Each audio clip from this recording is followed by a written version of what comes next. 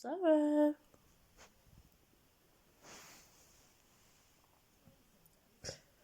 Sorrow.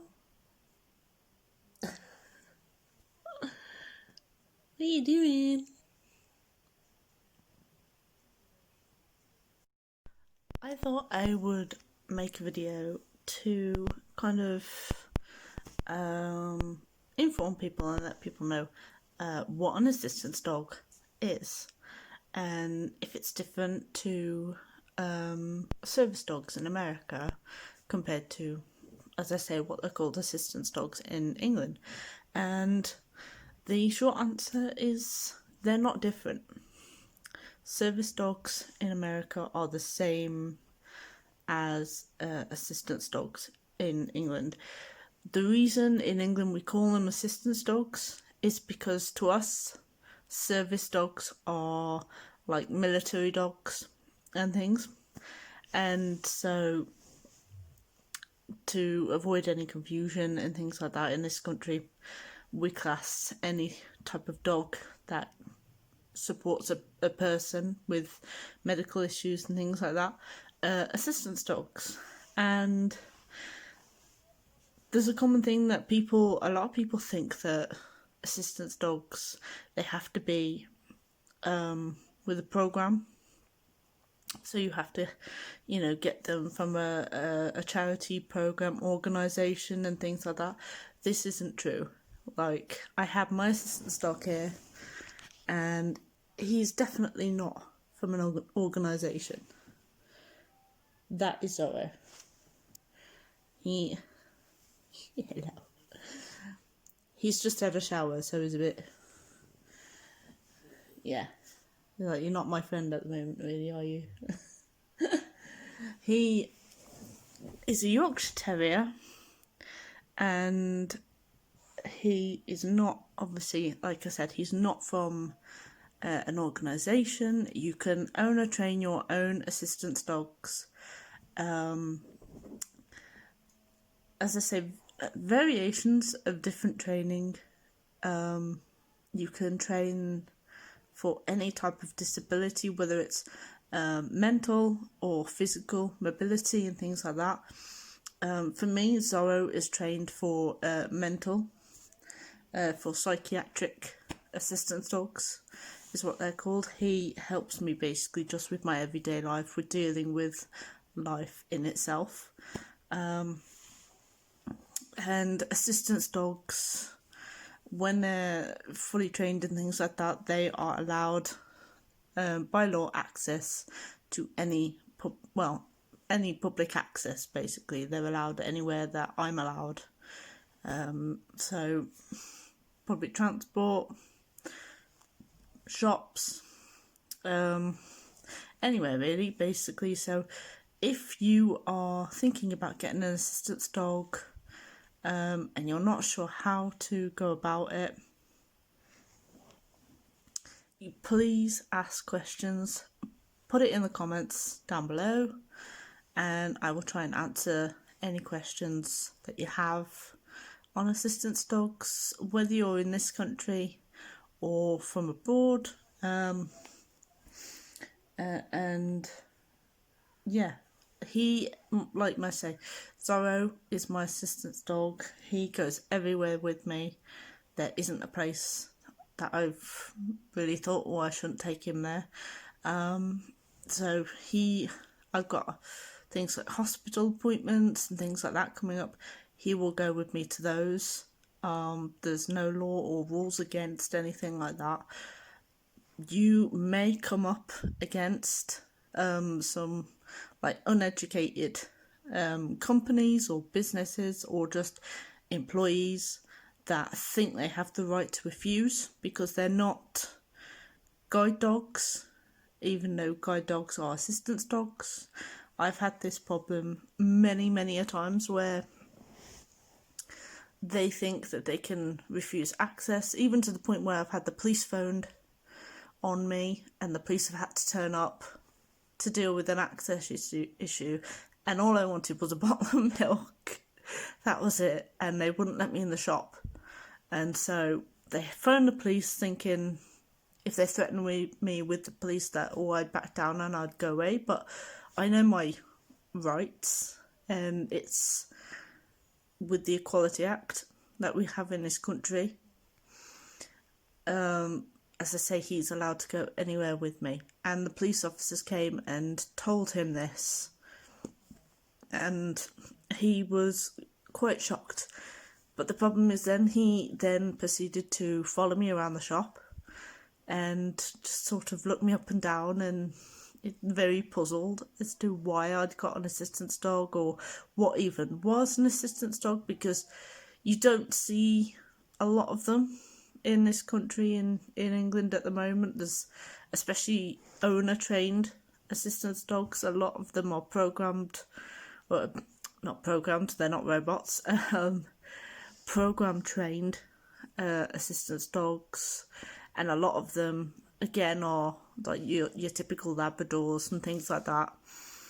A lot of places in this country just think guide dogs and things, unfortunately, and we do come across a lot of as I say, places that just aren't educated, and that's why sometimes I like to carry around the law cards and stuff like that, so I can just give them out and just not have any fuss or bother or hassle. Because sometimes when because I suffer with anxiety, and sometimes when it gets too bad I can't talk, and so they're just handy little things. If anybody's struggling with things like that, they're handy things just to be able to pass on to somebody who needs to know a bit more about the law of assistance dogs. 9 times out of 10 I don't get problems with access issues.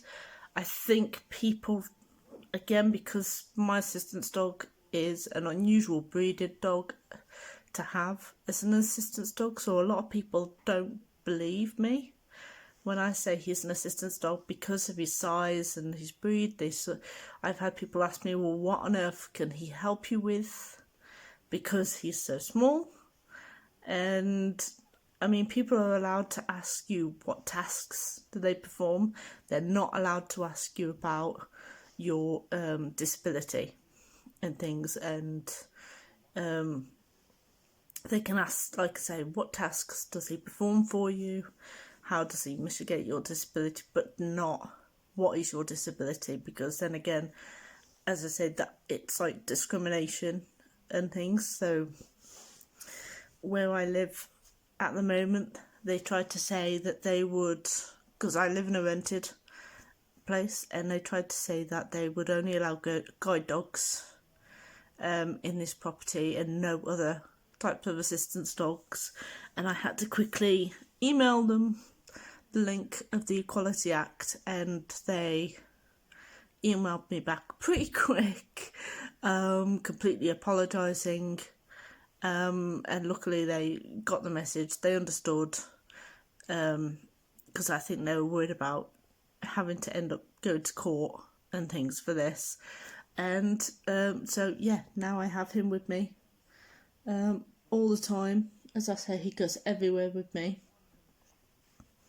And I do get people asking, even though like he's labelled as an assistance dog, he has things that say do not pet, do not distract on him, and people still insist on doing that, which is really, obviously really, really annoying, because it takes away from all the hard work and the training I've been putting in with him to get him focused on just me. And if he's distracted by anybody, it means he could miss a vital cue, a vital signal, and I could end up, really badly, severely hurt on the floor because somebody wanted to pet my dog.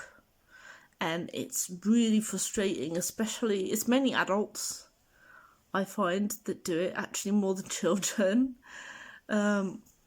which kind of says a lot at the moment in this day and age. I have children actually educating the parents sometimes.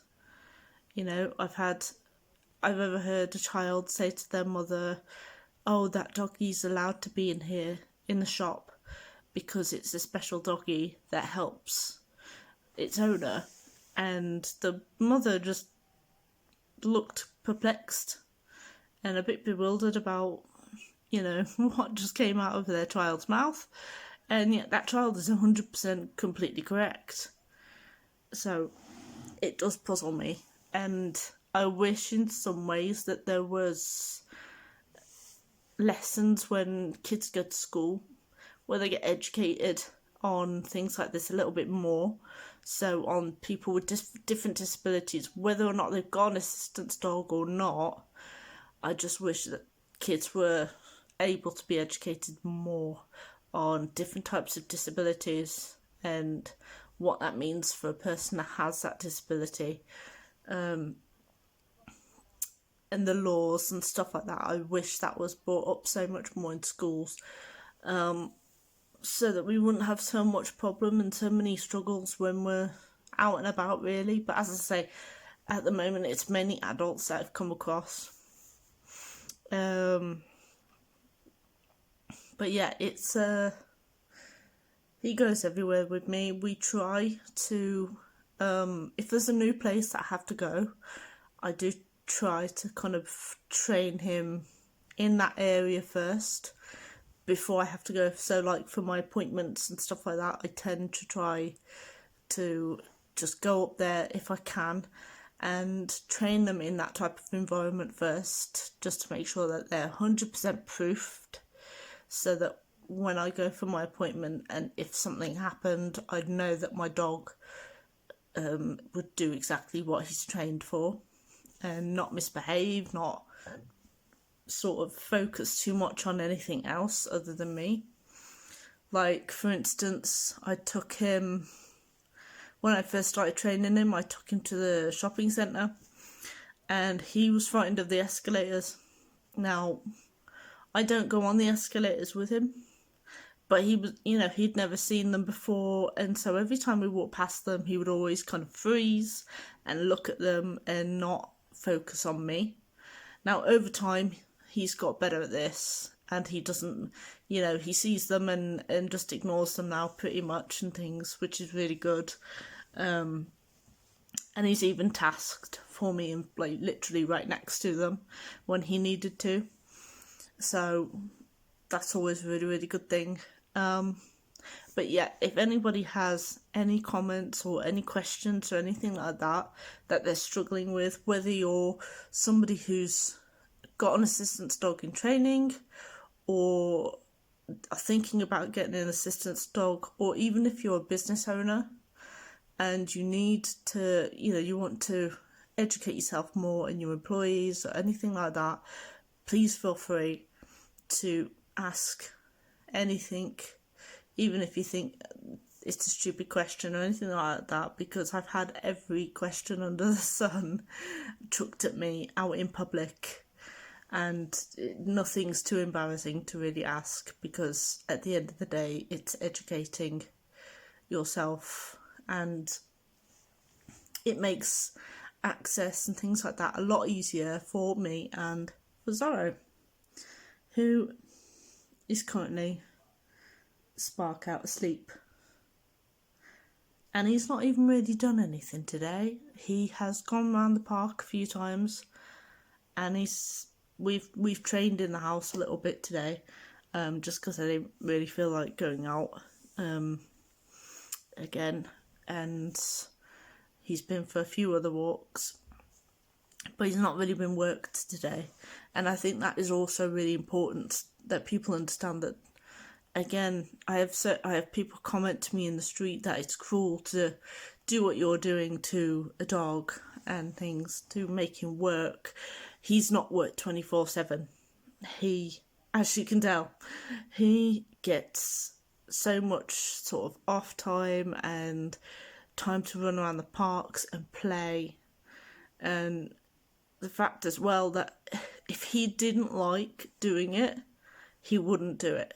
It's as simple as that. You can't force a dog in to being an assistance dog, because when it comes down to it, and when you need that help, that dog won't do it, and you're putting yourself in danger and things for trying to push a dog into wanting to do it, and that will just cause more anxiety and fear in the dog, so that, again, like I say, when something does happen to the handler, that dog won't do anything, and it could end up getting hurt or getting the handler hurt or running off and things if that handler has collapsed or anything.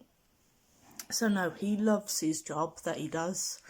I think he finds himself very important when he does it, because he switches quite quick. So when he knows when he's not working.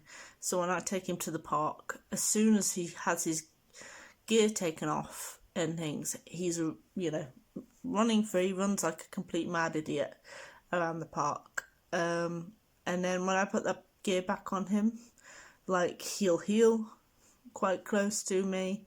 I don't like to keep him in a tight heel all the time, just because for me it's not necessary for him to be in a tight heel all the time. As long as he is checking with me every now and then, that's fine. That's all I need him to do, is to check.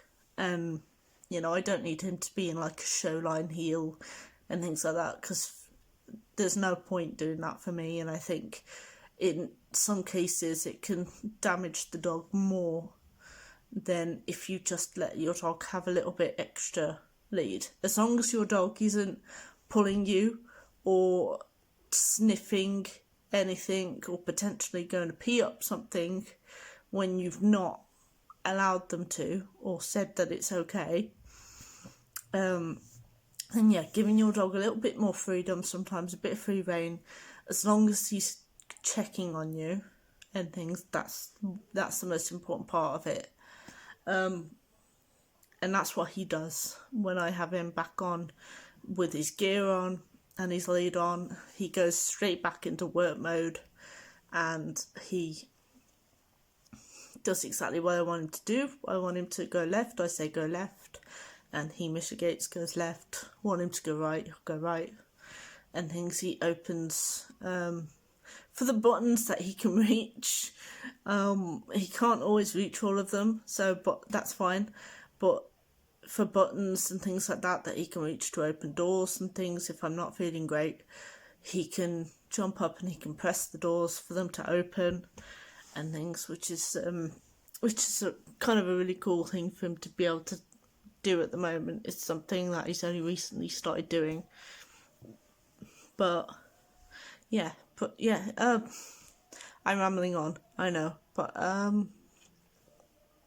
as I say, anything in the comments, or subscribe and like videos and things. There's going to be a lot more videos hopefully to come in the future with I'm going to start vlogging some of the training and just my daily outings with Zorro and things, so that people can see and get more insight on what it's like to have an assistance dog on a daily basis, and unfortunately some of the problems that we encounter with assistance dogs.